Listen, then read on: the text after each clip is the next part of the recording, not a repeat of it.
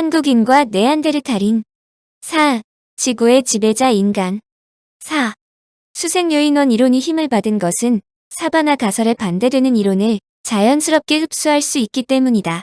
물론 침팬지, 고릴라 등 유인원과 인간이 공통조상에서 분류되어 전혀 다른 경로로 진화되었다는 점에는 사바나 가설이나 수색유인원 이론이나 다를 바가 없다. 수색유인원 이론은 유인원과 인간의 공통조상에서 인간이 분리된 후 인간들은 유인원과는 달리 어느 정도 물에 잠긴 서식지에서 몇백만 년 동안 살았기 때문에 이들과 다른 진화 과정을 거쳤다는 것이다. 마이클 크로퍼드 박사는 1989년 원동력 식량, 진화, 미래에서 인류 진화에 물이 얼마나 중요한 역할을 했는지를 다루었다. 그는 호미니드의 특징인 커다란 뇌가 발달하려면 DHA라는 화학물질이 필요하다고 강조했다. 그런데 사바나에서 구할 수 있는 식량에는 DHA가 부족하다는 것이다. DHA는 등푸른 생선에 많이 포함되어 있는데 머리가 좋아진다고 알려져 장수식품으로도 각광받는 물질이다. 특히 DHA에 포함된 오메가3 계열의 지방산과 오메가6 계열의 지방산은 사람에게 유익한 기름으로 알려져 있다. 동물들은 갑작스럽게 변한 자연환경에 적응하기 위해서 여러 가지 기술을 도입하는데 그 중에서도 가장 중요한 것은 외기온의 변화에 가능하면 영향을 크게 받지 않는 구조로 변하는 것이다. 그것은 외기가 춥거나 더울 때 적절하게 대응한다는 것을 의미하는데 가장 좋은 방법은 열을 차단할 수 있는 단열 구조를 갖는 것이다. 그런데 육상 포유동물의 경우 채모가 좋은 단열재 역할을 하는 반면 물속에서는 지방층이 좋은 단열재다. 그런데 인간은 영장류 가운데서 가장 지방이 많다. 다른 영장류보다 무려 10배나 많은 지방세포를 지니고 있다. 다량의 지방이 필요한 동물은 두 종류다. 하나는 동면을 하는 동물이고 다른 하나는 물속에서 사는 동물이다. 인간이 동면하지 않는 것을 보면 물속에서 사는 동물과 같은 구조를 갖고 있다는 것이다. 학자들을 더욱 놀라게 하는 것은 육상 포유동물이 주로 내부의 지방을 저장하는 데 반하여 인간은 수생동물들처럼 주로 피부 밑에 지방을 저장한다는 점이다.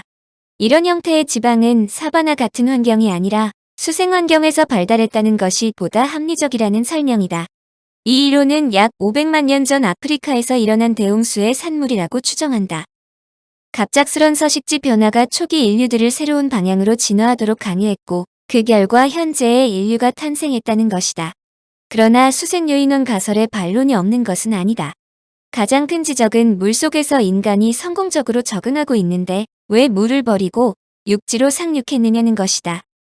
물개나 해마와 같은 수중 젖먹이 동물들처럼 지느러미를 가지는 진화가 보다 효율적이라는 설명이다.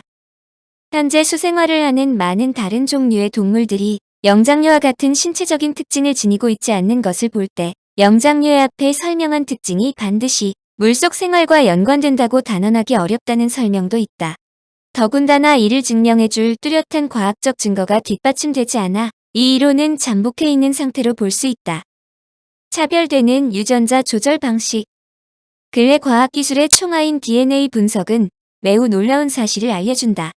인간의 유전자와 침팬지와 거의 같다는 연구 결과로 그동안 겉보기에 사촌쯤으로 알고 있던 고릴라와 오랑우탄보다 인간과 침팬지 간의 관계가 훨씬 가깝다는 것을 의미한다. 과학자들은 어떤 유전적 차이가 인간과 침팬지 사이에 관찰되는 차이가 생겼는지 큰 틀에서 세 가지 추론을 만들었다. 첫째는 DNA 상의 염기는 세 개가 하나로 묶여 한 개의 아미노산을 지정하는데 같은 아미노산이라도 이를 지정하는 염기서열은 여러 종류가 있다. 즉 다른 염기서열 일지라도 같은 아미노산을 지정할 수 있다는 뜻이다. 둘째는 인간과 침팬지에서 만들어지는 단백질의 차이점이다. 같은 단백질일지라도 인간과 침팬지에서는 이를 가공하는 패턴에 미묘한 차이가 있다. 단백질은 DNA에서 만들어진 후 성숙 과정이나 변모 과정을 거쳐야 비로소 기능을 가진 단백질로 만들어진다. 그런데 이 과정에서 인간과 침팬지 사이에 미묘한 차이가 있고 이 차이가 표현형 차이를 만들어내는 것이다. 마지막으로 중요한 추론 하나는 인간과 침팬지에서 단백질이 발현되는 양상과 시기의 차이다. 이 차이는 게놈 내 유전자의 중복과 소실, 의미 없는 유전자의 반복적인 삽입과 중복 등의 차이에 의해 발생한다.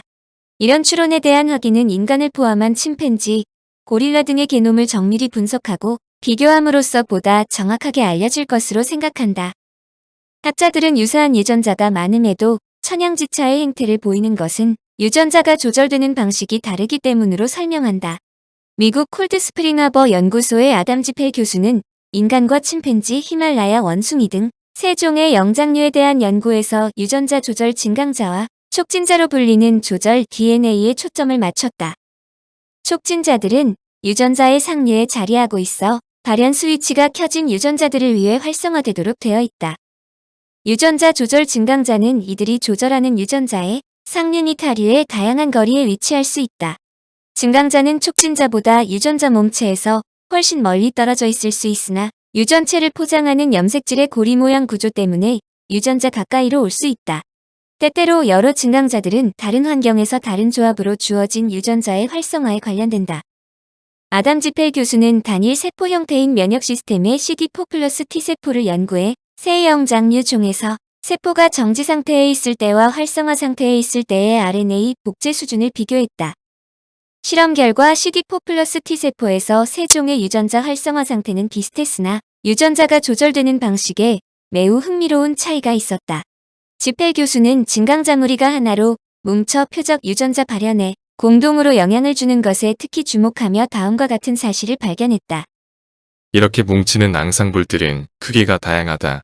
크기가 크면 표적 유전자의 발현 수준은 진화하는 시간 동안에 안정적인 경향이 있고 반면 작으면 발현 수준이 덜 안정적인 것으로 나타났다. 유전자 발현에서의 안정성은 과학자들이 진화적인 보존, 즉 그 이점 때문에 종 전체에 걸쳐 나타나는 특성의 보존이라 부르는 일종의 증거다. 지펠 교수는 진화하는 동안 유전자 발현 프로그램이 어떻게 변화해 인간과 다른 영장류 간의 행동과 모양 차이를 이끌어내는지를 보여준다는 설명이다. 차별 있는 두뇌. 인간이 다른 동물과 특별히 다른 것은 두뇌다. 그런데 근래 인간의 두뇌를 크게 만들어 다른 동물과 구별되는 인지 발달을 촉진하는 세계 유전자가 발견된다. 이 유전자들은 약 300만에서 400만 년 전에 출현했으며 오직 인간만이 가진 것으로 나타났다. 미국 산타크루즈 캘리포니아 대학의 데이비드 하우슬러 박사는 노치2NL로 불리는 거의 동일한 세 쌍의 유전자가 대뇌피질의 줄기세포가 신경세포 배아로 전환되는 것을 늦춰 결과적으로 두뇌 발달 과정에서 더 많은 신경세포를 만들게 했다고 발표했다. 노치2NL은 인간에게서만 발견되며 대뇌피질의 신경줄기세포에서 집중적으로 발현하는 것으로 나타났다. 대뇌피질은 인지와 기억, 언어, 의식 등 가장 고차원의 정신 기능을 담당한다. 하우슬러 박사는 인간의 두뇌는 대뇌피질의 특정 기능 부위가 확장돼 3배로 커졌으며 이는 우리가 인간이 되게 하는 기본적인 기질이라고 설명했다.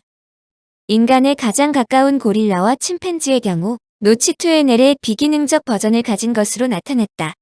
이 유전자는 핵심적인 신경발달 유전자인 노치2의 부분적인 복제로 생겨났으며 유전자 전환으로 불리는 유전적 재조합 과정을 통해 치료됨으로써 정상적으로 기능한다.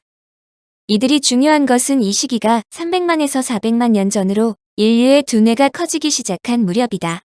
특히 인류의 직접적인 조상으로 여겨지며 루시로 불리는 원인 오스트랄로피테쿠스 아파렌시스가 살던 시기이며 이후 출현한 네안데르탈인과 데니소바인이 이 유전자를 가졌음은 물론이다. 하우슬러 박사는 노치2NL 유전자는 기능이 활성화된 뒤 인류가 네안데르탈인에서 갈라져 나오기 전에 2차례 더 복제하게 됐다며 노치2NL계 유전자가 거의 비슷하지만 3개가 된 이유를 설명했다. 특히 브리셀 자유대학의 피에르 반데르하겐 박사는 태아의 두뇌 발달 기간에 활성화되는 유전자로 노치2NL을 지목했다.